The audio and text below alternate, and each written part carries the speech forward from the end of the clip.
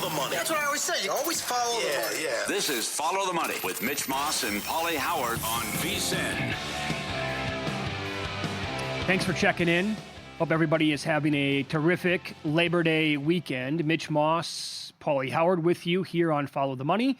We are live in downtown Las Vegas from the Circa Resort and Casino. Appreciate you watching on YouTube TV or listening on Sirius XM channel 158 / any of the great terrestrial radio stations where you can find VSiN here in this country. Big hour coming up. Pauly, in 15 minutes, we'll get to some of the updated lines for week 1 of the National Football League. It is here, baby. Warren Sharp on the program. He is going to be a weekly with us here. And also, Pauly and I are going to be doing Sunday mornings here on the program. It's not going to be called Follow the Money. The Tailgate Show. We're on at 9 a.m. Eastern for 3 hours every single Sunday morning. Warren's going to join us on that show throughout the year as well. And we'll get to the good, the bad, and the ugly from the weekend in college football coming up in about 45 minutes. So let's remind people who might be getting home right now from the holiday weekend, maybe didn't pay attention to baseball today. The Toronto Blue Jays were trailing the Reds in Cincinnati by a score of 2-1 going to the 9th. Bo Bichette hit a home run to take a 3-2 lead. They added one more to make it 4-2.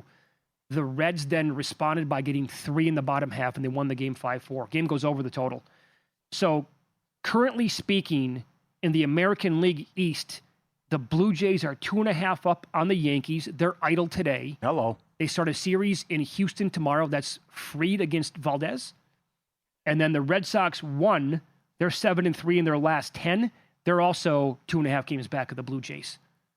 And they needed that after losing 2 out of 3 to the Pirates. Oh, yes, and they have did. that one. So I'm ready to come in and say, I don't like what's going on with Seattle, but they could win the division when you look at it. But I don't know if they make the playoffs, if they're going to sneak in. Yeah, I know, but then you just they can't trust them on the road. They blow that game. That's ridiculous what happened Friday. Oh, I forgot to put that in there. It's 4-0 in the 7th inning. It's 4-2 in the 8th. You can't lose games like this in September, and they blow it. So they continue this 9-game road trip. They better win tonight. It's Castillo against Boz, and Boz has been batting practice. So still you get a big price on Seattle to miss.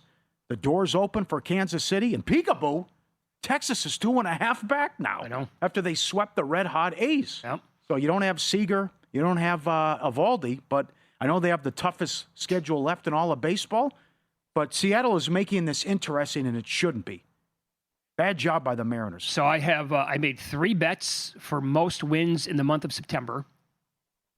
The A's at 115-1 because they were red hot when I made the bet in September. Today? Anything can happen. Good job. I bet the Giants at 40-1.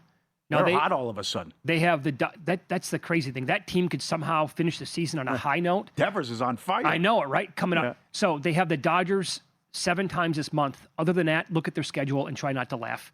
Really? It's that week.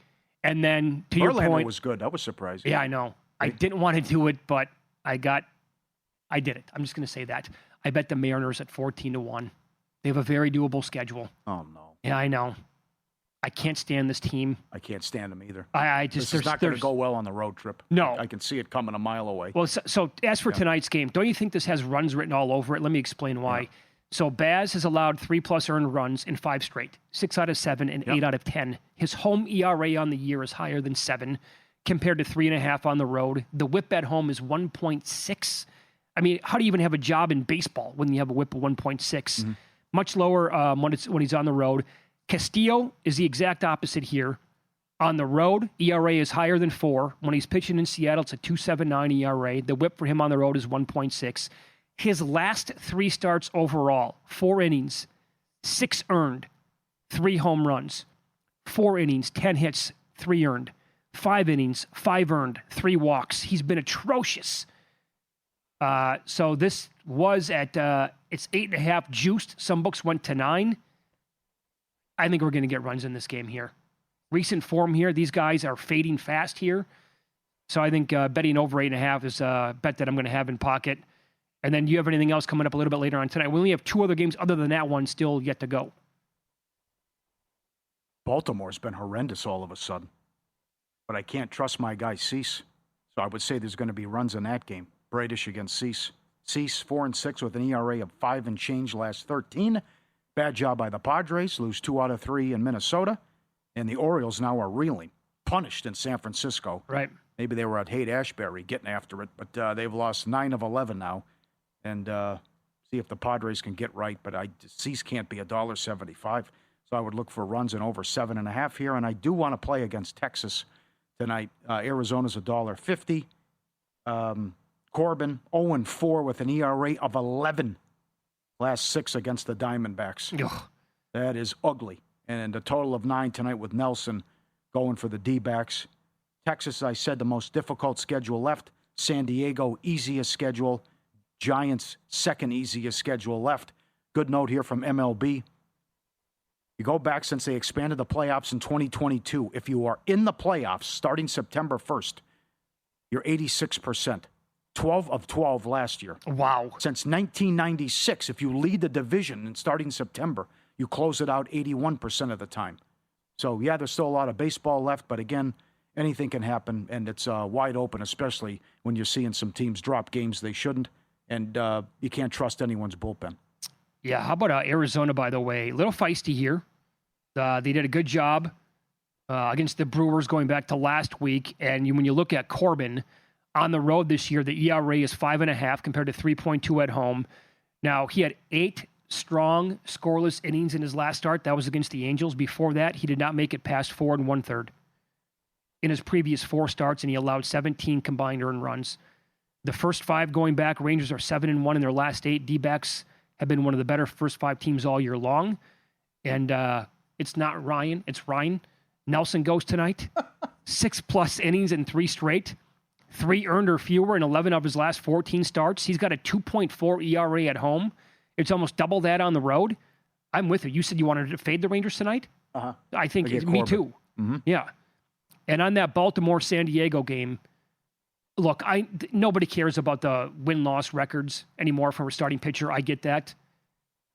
But Dylan Cease is 6-11.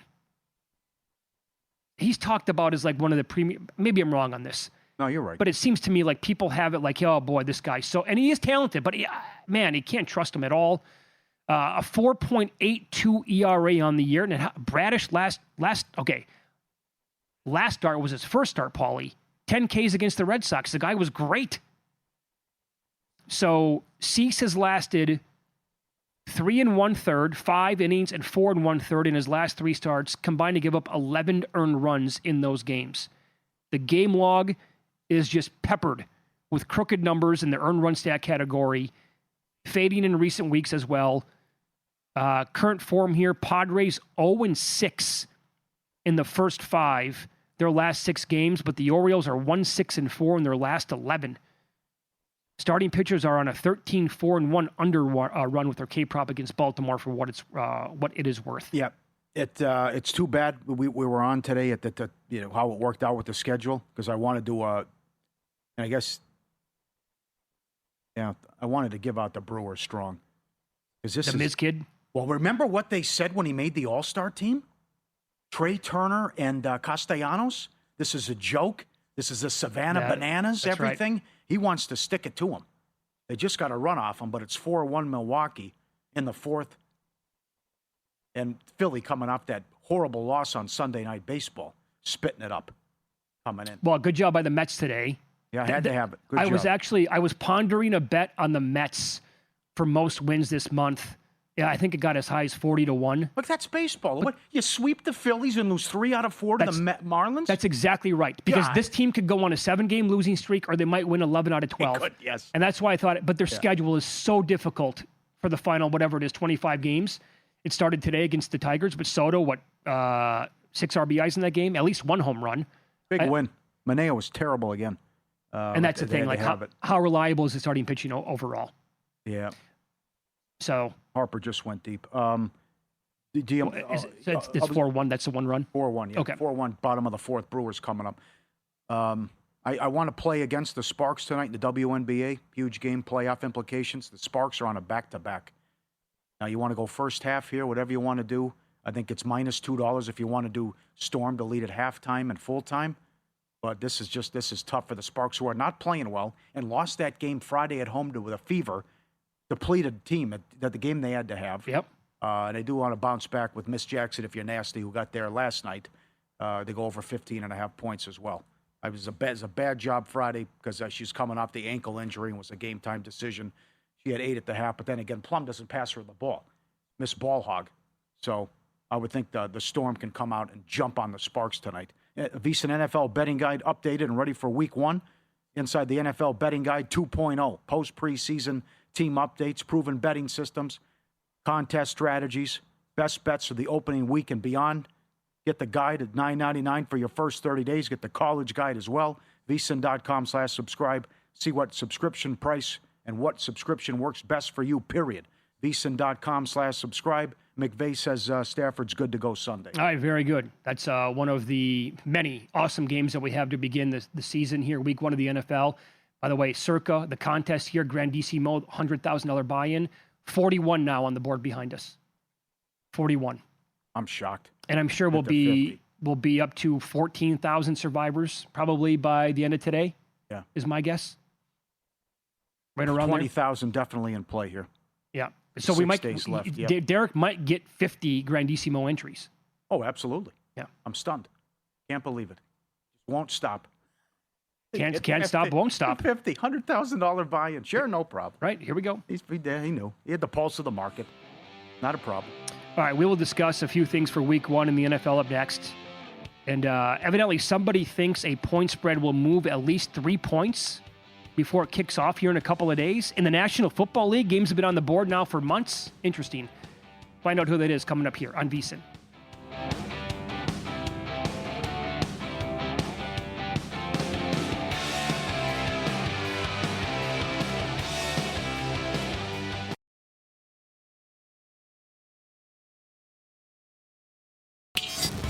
This is Follow the Money on VSiN.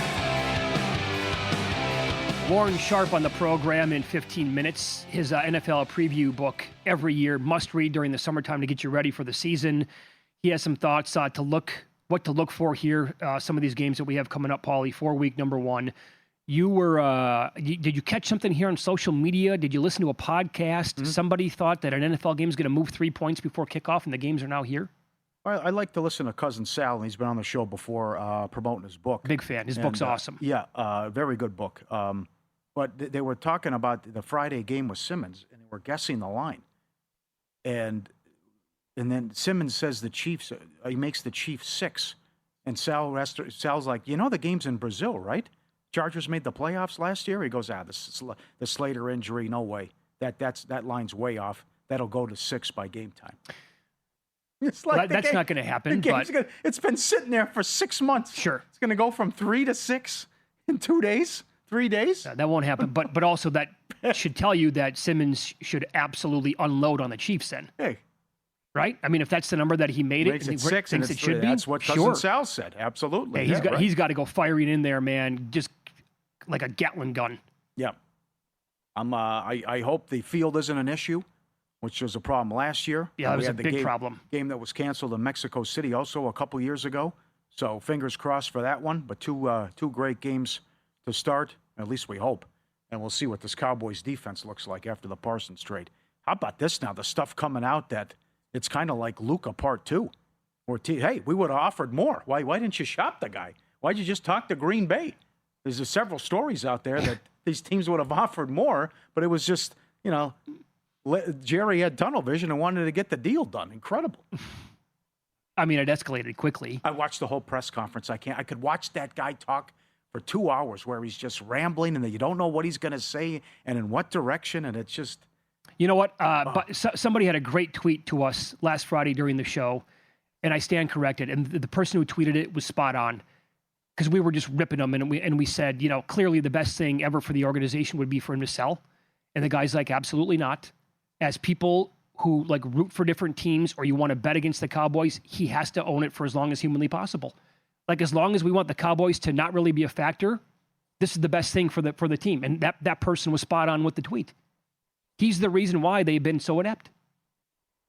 It's not going to change all of a sudden. No. I find this pretty intriguing as well. So here we are now, week 1. It's Aaron Rodgers taking on now his former team with the Jets. And Justin Fields, same thing here. Jets taking on the Steelers. This is it's a Jets home game. So during the summer, Steelers posted as a 2.5-point favorite, went to 3. Now back to like a lot of 2.5s out there. A lot of 2.5s with Justin Fields at home to the Steelers. Is that kind of telling to you? It's game week, Pauly. Yeah, I like the Steelers. I just think screw the market. There's no passing attack for the Jets. Fields isn't accurate. The Steelers know him, had him last year. I don't ask much out of Rodgers. Love their weapons. Love getting Smith in the trade, and just they can sell out to stop the run because the Jets are going to be one-dimensional. So the other one this is going to go over the total. That's another one. They're going to be 40 points scored in this game. I don't see that either. Well, I mean, I'm with you. Like, this should be a game that I'm absolutely betting the Steelers, but the market, what if we find out that this is a Billy Walter special, for example, a little bit later on in the week or come game time? Or what if this number, the 2.5s disappear and it goes down a little bit and there's more Jets money here? Yeah. Can't get there with it. No way. This is what I totally agree with. The Commanders were 7 months ago at home to the Giants. They're down to 5.5 at the Westgate. Wow. So money has been just coming in nonstop here on the Giants. Mm-hmm. And how about Tampa going off 2.5 now on the road? Atlanta swept them last year. Cousins did whatever he wanted. Had that unbelievable performance in the Thursday night game. Now you got the left tackle who's out for the year. And Atlanta didn't play anybody in the preseason. Tampa 2.5. And I think a good shot to get the 1 seed at 10-11 to 1. If you want to bet that out there, which I did. I'm looking at the betting splits page right now on vsin.com. You can compare between DraftKings and Circa. 66% of the bets at Circa right now on Tampa Bay, but 51% of the money on Atlanta. That can be a little bit of a. And by the way, on that Steelers game, 69% of the bets on Pittsburgh, 81% of the handle here at Circa on Pittsburgh. They're at 3 on the game here at Circa. All the books 2.5. Are we sure the Packers should be going? Think about this for a second. They're up to 2.5 now. That was sitting at 1.5 for a long time. The Parsons deal comes in. The number moves a little bit to 2, now 2.5. And here at Circa, 72% of the handle on Green Bay, 75% of the bets both on Detroit. I'm sorry. Both those figures are on Detroit. Maybe just watch, learn, and observe that game and bet Green Bay Thursday against Washington, lane 3. Because then you should have a Parsons who's ready and healthy and ready to go, as opposed to he might have to get a shot in his back. That's right. To play whatever he's going through. I heard JVT and Stormy talking about this on the way in on Money Moves. I totally agree with JVT. Like if this number gets to 3, right, and his numbers like home field advantage is worth like a little bit more than 1 point. Green Bay might be worth a little bit more, whatever. He asked the question, is Green Bay like really better than Detroit on a neutral field? I don't know if that's the case. It's a tough game to handicap. It is. That's right. That's why I said, like, how do you have a strong opinion? Oh, I forgot. There was another $1 million bet on Texas, too. That's right. $550,000. But how do you have a strong opinion on that game? And there were people, $500,000, $1 million, and it's just some of these games that we see where the point spread is. They're 2 playoff teams, two good teams, and how do you handicap that you lose both coordinators? How big of an impact that's going to have? So I know that you agree with this. Again, for a long time, the Patriots were at 3.5 at home against the Raiders. Here you go. Down to 2.5 now. Through the key number. That's surprising. Because everyone I talk to loves the Patriots. Even like Survivor talk with the Patriots. Wow, they're going to have a big season. Playoff team, potentially. Right. I don't see it. I don't like the roster. No, that's what I'm saying. Like, yeah, you think it should be lower than 3. Personally, you think you would have it lower than 3. Yes. Yeah. But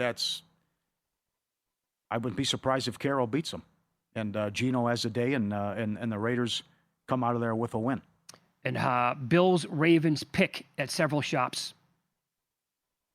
I think that's really. Yeah, I think that's probably where it should be. Again, if you there's a 1.5 at DraftKings.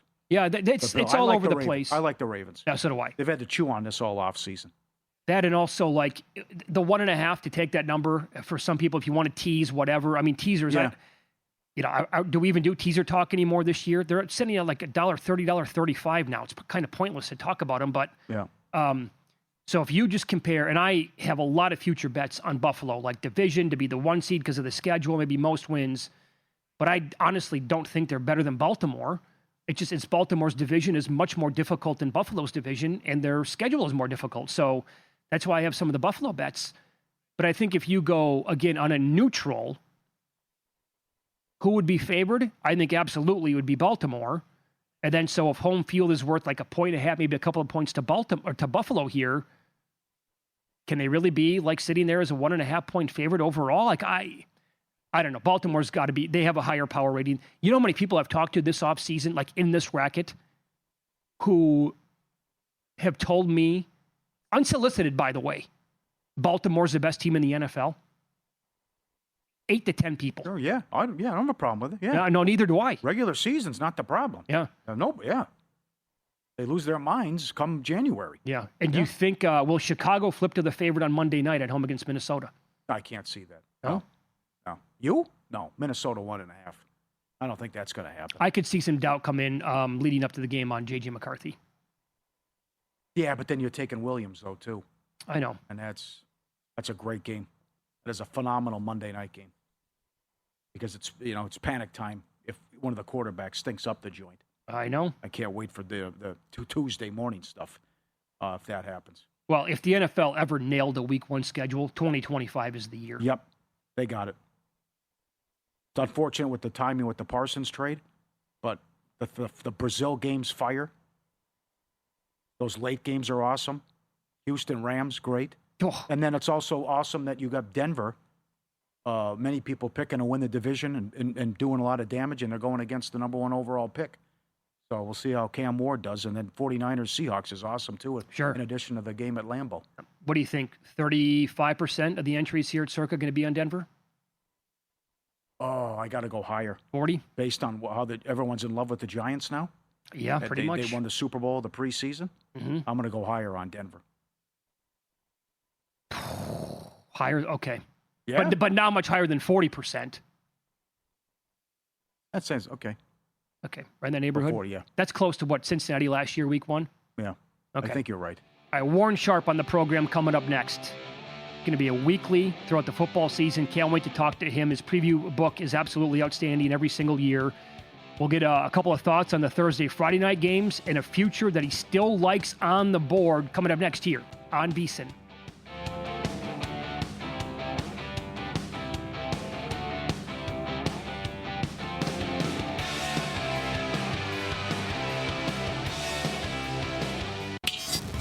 This is Follow the Money on VSiN. Paul, I'm a big fan of our first guest today on the program. He's going to be joining us every Monday throughout the football season here on this show, and then also Sunday mornings on the Tailgate Show as well here on VSiN as we preview all of the Sunday games that are coming up. His preview book is a must-read for the NFL every single year. It was a big reason why last year I had my best season ever with win totals. You can get that at sharpfootballanalysis.com. Follow him on X at sharpfootball as well. Warren Sharp, kind enough to join us here in the Progressive Guest Line. Good afternoon, Warren. Thanks for the time today. How are you?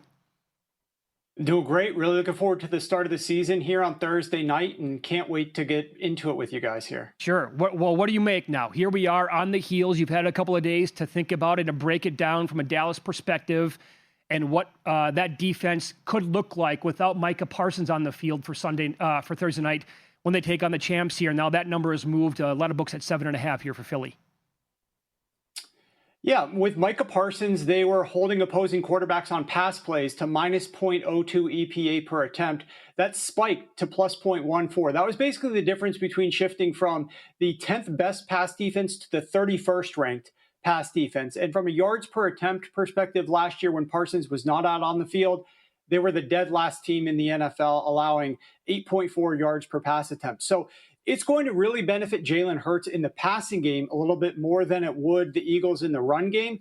But it definitely is not a plus add. And then if you look at the Philadelphia Eagles, I was surprised to see their last time that they hosted a week 1 game, home opener, was 2019. They've been on the road every single year since 2020 on these week 1 games. They now get to host this week 1 home game. They're 4-0 since 2011 hosting week 1 games. They've played the third fewest of those since 2011. And they have one of the sneakiest home field advantages in the NFL. We have a referee expert who works on my staff. he says that the Philadelphia Eagles' third best penalty edge at home. So that's going to be interesting as well. Okay, file that one away, yeah. Yes, awesome. How about Friday night in Brazil? You have great numbers here on how Mahomes and specifically Andy Reid get hot and start fast right out of the gate week 1. They do. And the interesting part about this game, in my opinion, is what we saw in the preseason. Now, a lot of people don't want to take too much out of the preseason data, but when I looked at the preseason, I know that Andy Reid really emphasizes getting this offense started quickly. And Patrick Mahomes' air yards in the preseason, the last 2 years, in 2023, it was 5.1 air yards per attempt. In 2024, it was 7.3 air yards per attempt. These were shorter underneath passes in the preseason. That led into what he was doing in the regular season, where he averaged only 5.6 air yards per attempt during the 2024 regular season. He had the fifth fastest time to throw. They were really trying to get rid of the ball quickly underneath. And that's what the strategy was for this Kansas City Chiefs offense in each of the last 2 years. In this year's preseason game, he averaged 11.6 air yards per attempt. Way different than anything he was doing the last couple of preseasons. And he actually held onto the football before he passed it for 3.4 seconds per attempt. That was the third longest time to throw out of over 100 quarterbacks this preseason. So I know, again, a lot of people don't want to take things away from the preseason, but to me, this just reemphasizes the fact that Andy Reid, Patrick Mahomes are going to be looking towards getting a little bit more explosive down the field with this passing attack to help not only get more explosive plays and help take away the stress from needing to convert on third downs as much, but also opening that run game a little bit if you push defenders back to have to play some of the deeper passes like the Los Angeles Chargers are going to have to do down there in Brazil. So with Andy Reid putting such an emphasis on preseason, his teams tend to start off very quickly, 9-1 in their last 10 week 1 games, because they actually play their starters in the preseason, which is something that a lot of teams decide not to do. It's going to be really interesting to see how aggressive down the field the Kansas City Chiefs are going to get right out the gates against the LA Chargers. And it's certainly going to be the thing that I'm paying attention to the most in that Friday night game. Good breakdown. I'm on the Chiefs in that one. I'm also on the Chiefs because of your NFL preview magazine when you pointed out how bad the Chargers defense was when they faced good quarterbacks and elite quarterbacks. What do you have on Trevor Lawrence from a prop, and what do you expect with Lawrence and the Jacksonville offense now with Cohen taking over? So there's a little bit of trepidation because I've sold Trevor Lawrence the last couple of years. I just don't have a lot of confidence. Obviously, he was viewed as a generational prospect at one point in time and hasn't lived up to that. But I am so big on coaching, and I really think coaching is going to make a difference here for Jacksonville Jaguars. You know, almost 50% of all passing touchdowns come from inside of the 10-yard line. And Trevor Lawrence with Doug Peterson was throwing the football inside of the 10-yard line at only about a 40% clip on early downs. Well, last year, Liam Cohen had Baker Mayfield throwing the football inside the 10-yard line at a 57% clip, which was one of the highest rates of any quarterback in the NFL. A lot of quick underneath passes, and that's exactly what happened over the course of the rest of the field. Liam Cohen just likes to get these quarterbacks throwing the ball quick, short, underneath, take the stress off of them, allow for yards after the catch. And I think that's exactly what's going to happen here for Trevor Lawrence and this Jacksonville Jaguars passing attack. They still have issues along the offensive line, so we're not going to see, in my opinion, a lot of success with them just pounding the ball down at the goal line over and over again and running in a lot of touchdowns. I still think they're going to be throwing the football at a fairly high rate, like Liam Cohen was doing in Tampa Bay last year. And as a result, Trevor Lawrence over 22.5 passing touchdowns, which is what the current number is, I think holds some value. I also took it at 30 plus at a nice plus number because, look, last year, Baker Mayfield threw 41 passing touchdowns in Tampa Bay under Liam Cohen. I don't think we're going to get that high of a number with Liam Cohen with Trevor Lawrence this year, but I do think he goes over 22.5. No, I'm with you. Look, I mean, I went scorched earth last year into the season on Trevor Lawrence as well. But once they hired Liam Cohen, I was like, oh, boy, they're going to suck me back in one more time, aren't they? And right. Like based on that, like in terms of like, I think I'm drafting my 12th fantasy team tonight or something like that. I have several Jaguars like littered across the board. Brian Thomas in some leagues. I have Travis Hunter, obviously. Even like in deeper leagues, Tank Bigsby or whatever. But I have Lawrence in one or two leagues as like a backup quarterback. I'll take a flyer on him. Yeah, Trevor Lawrence, Tank Bigsby, as you mentioned earlier, I've taken some of those in my fantasy leagues as well. I just think that there's a lot of upside that the market isn't baking into by the fact that I think we're going to see a big change. Trevor Lawrence averaged 9.3 air yards per attempt last year. That was the third highest of any quarterback in the NFL. Baker Mayfield was way down at number 31 in terms of air yards per attempt. So this isn't just down inside of the goal line. I think this is over the course of the field. We're going to see a higher completion rate from Trevor Lawrence. We're going to see more completions, more touchdown passes. I think it's going to help the passing attack overall, make more opportunities for red zone chances to throw those touchdowns. And that's what I think we're going to get this season. I even took over 21, I think it was 21 and a half completions for Trevor Lawrence in week one against the Carolina Panthers now that the week one props are out, because I just am such a believer in this thought process that we're going to see a reduced target depth. Unlike Patrick Mahomes, where they might throw deeper, here Liam Cohen is going to reduce Trevor Lawrence's target depth from the really high levels it was at last season. Very good. Warren, love talking to you. This is going to be excellent throughout the entire year, every Monday, but also the Sunday morning show is going to be terrific with games just coming up like this. Your preview book is second to none. You're the best in the business at that. I highly recommend it to anybody who's never had their hands on it or laid their eyes on it as well. Sharpfootballanalysis.com is where you can get it. What else can the audience expect when they go to your website? Well, we cover props, and that's one of the things I'm looking forward to talking to you guys on Sunday morning as well. I find a lot of betting opportunities in the prop market on Sundays. We're going to be able to share a lot of that with the viewers who are watching your guys' pregame show on Sunday mornings. But our website covers fantasy. Our website covers sports betting, a lot of futures. I think I got like 22 futures that we've bet up there right now. And of course, most known for betting totals in the NFL with a algorithm there. And again, during the course of the season, we're going to be able to get a lot of this to the viewers on Sunday morning. So I'm really excited for the opportunity and be able to work with you guys this football season. All right, back at you. Thank you. Thanks so much, and we look forward to it. Have a good week, okay?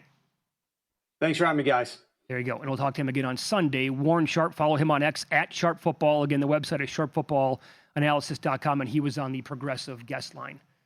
Sunday mornings here on the program, the tailgate show that we're going to be doing, he's going to pop on twice, early on, and then again, final hour of the show. We're going to be on from 9 until noon Eastern time. And so he'll give you what he's thinking about early, and then he'll finalize the bets a little bit later on in the show. We're going to have Dr. David Chow on. Great guy, met him. Right after the excited. inactives come out. Yep, looking forward to that. Great timing as well. He's on board. And I also texted you last night. I was looking at the schedule. I forgot how many international games we have. Oh, we got a ton. So there's going to be a lot of weeks where we're live while the game's on. London, Ireland, Spain, Germany. Yep. I think there's like 7 of them. And John Hansen's going to be on the show every single week as well, fantasy guru. He'll be looking at props as well. Can't wait. Sunday mornings. That show is going to zip by, man. 6 games, right? While we're live on the air? 6 or 7? Yeah, something like that. Yeah. Yep. They just knocked Miz out. Turner, the guy who ripped him and said it was a joke that he made the All-Star game. Turner just got a hit off him. 5-3 Brewers in the 5th. Miz is out 4 in the 3rd innings, 4 strikeouts. At least one conference will have a complete long shot to simply make the conference title game the good, the bad, and the ugly. Next here on VSiN.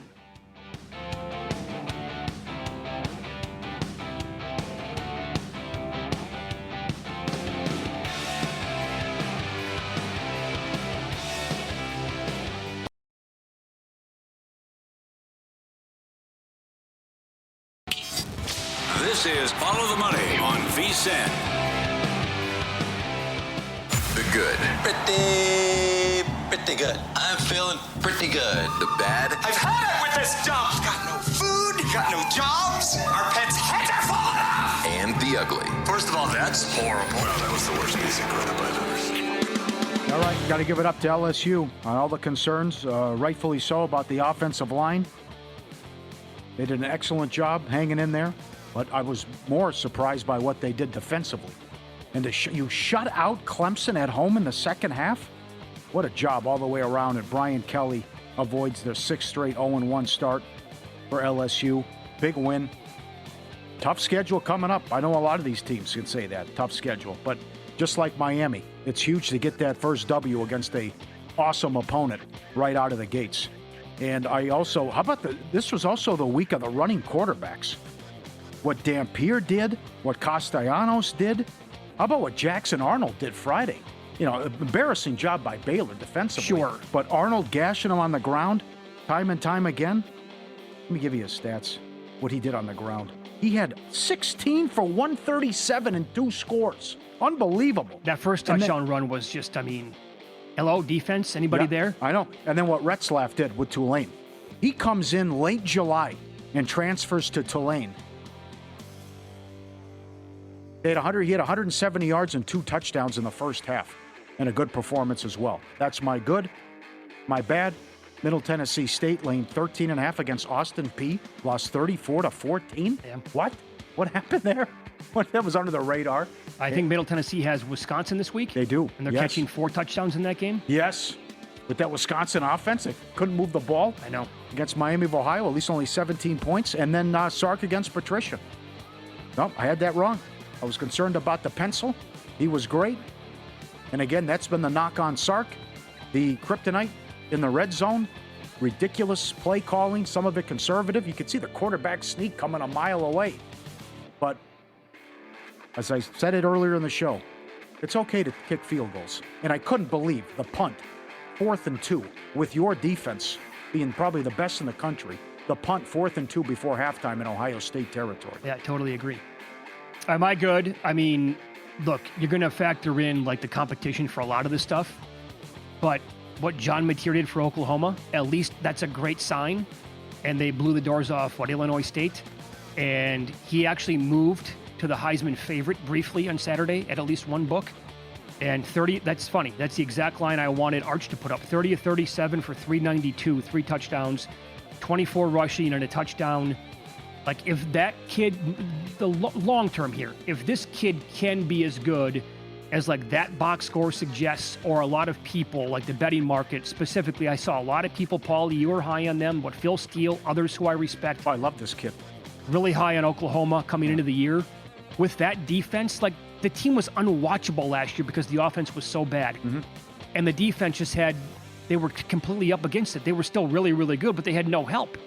And so if he can come there and be super rock solid, they're probably going to, the playoff team, hello, even though they have a very difficult schedule. And I got to give it up to Carson Beck. I'm not high on this kid at all. Laughed on the year last year. This is not his problem. Sportsbooks had him listed as the short shot or the favorite to go number 1 overall in the draft. And we were mocking that on the air. And eventually, that it ran its course. His time at Georgia went bye-bye, transferred to Miami, got a ton of money. And you saw it, by the way, in the post-game interview. He was so emotional because of what it was like for him in the offseason. He felt a lot of criticism, right? But also his wide receivers helped him out quite a bit in that game, something he did not have at Georgia last year. Here's the key part to the Miami schedule. In a 5-game stretch, check that, they get South Florida, and at Florida State, then Louisville, 4 straight games. Then they get Stanford, then they're at SMU. That's 5 out of 6 games. Wow. And suddenly, I don't want to get nuts here, but some of those games now in the ACC look a little bit different than we thought as of Friday. That's true. And Utah and Texas Tech. Utah was awesome. 43-10 over the Bruins. A lot of preseason hype on both these teams. And again, the level of competition here for the Red Raiders, I get it. It was Arkansas Pine Bluff, but they won 67-7. Outgained Pine Bluff 6-8 to 175. 33 first downs to 11. Take care of your business. Move on. And don't struggle at all. And I was on Arizona State a long time ago in this conference.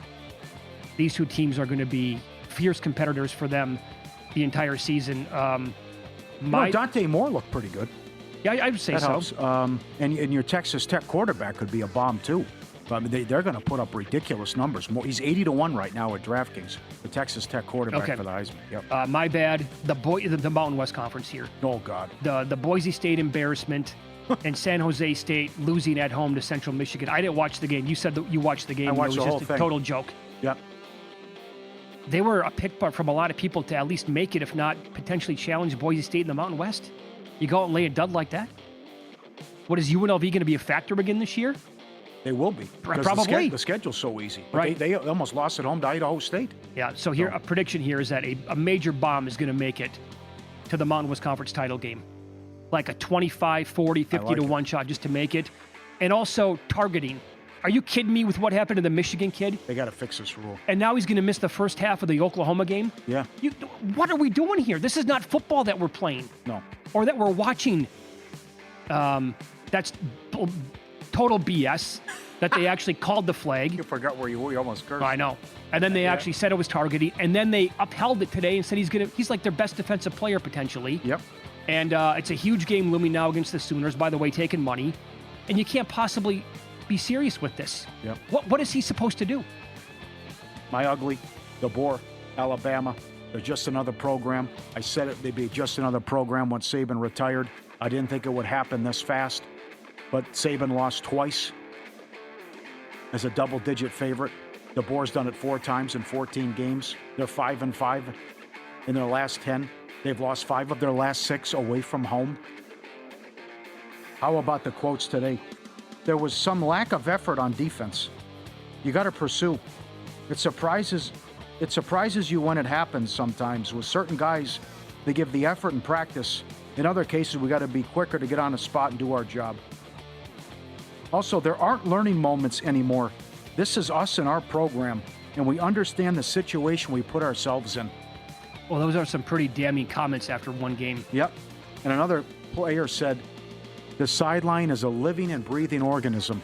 As like the body language and the hustle and weird stuff going on, and just where's the tough Alabama team we see in the trenches, and you can just line up and run it on them as well. San Jose State lost 16-14 at home.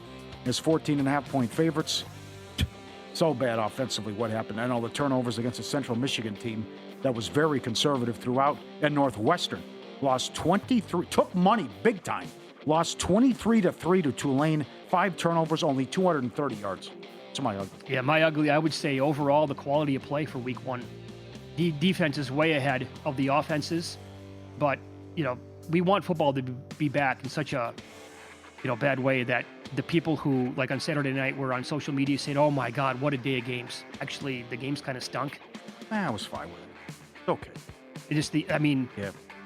I don't know. I thought the offenses were so bad in most of these games and the big games as well. Well, the play call. The play calling again. Was bad. The stuff from Sark when it mattered most. Terrible at the goal line. And the bubble screens. My God, if we have another bubble screen, watch tonight with TCU and North Carolina. We'll have like 10 bubble screens in the first half. I'm going to lose my mind. Mm-hmm. DeBoer, the thing is, like, on that quote, by the way, from the player, it's a living, breathing organism. Doesn't that kind of speak? We're all new to this whole NIL and transfer portal stuff. Yeah. Doesn't that speak to everybody's going to be getting paid? Some people might be jealous of teammates. And also, like, where a lot of times, like, there might be zero chemistry between these teams. In the locker room. Yeah, that's right. Yeah. I could absolutely see that being a problem. And, Clemson has to make the ugly. Oh, absolutely. The second half performance, yeah. They were 3 of 13 on third downs, 13 first downs overall, 31 yards on the ground. You can have Dabo. I've been saying that for years. No, you're right. You're right. Scheme's atrocious. Credit to the people who've been saying it for a long time. The other one, too, the first tweet was from Brett McMurphy about the when Saban was a 2-touchdown favorite. The other one was when Saban played on ranked teams. This guy keeps losing to unranked teams. Is another one. Yep. Good, the bad, the ugly, brought to you by SharpPlays.com. Get the latest betting insights and analysis now. SharpPlays.com. And it's great to have it back. I just thought some of the play was ugly, but it's week 1, so you can expect some of that stuff. Also, I'm very strong on Penn State. Very strong. This is going to be their year. This is it. And if James Franklin can't get over the hump, I don't think he's ever going to do it. I will say you have to be blown away by the Texas defense. Oh, it's awesome. You hold Ohio State down like that. That's the thing, right? The Texas defense will be good enough for them to, if Arch can get better, and I expect him to be right there at the end. Nick Whalen on the program coming up next. We'll go over a bunch of stuff that he likes looking at week 1 of the NFL here on VSiN.